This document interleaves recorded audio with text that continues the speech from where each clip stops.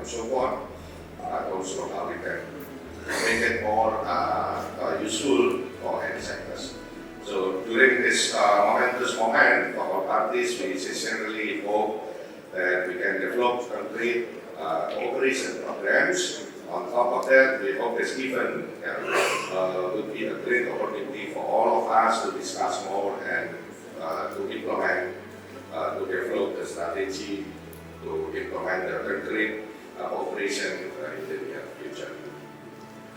And before concluding my opening remarks, I would like to express our sincere thanks to the ambassador of the Embassy of the Republic of Korea to ASEAN for jointly organizing this workshop, and also to ASEAN Secretariat for the support and great assistance in preparing this workshop and organizing committee for making the workshop happen and success.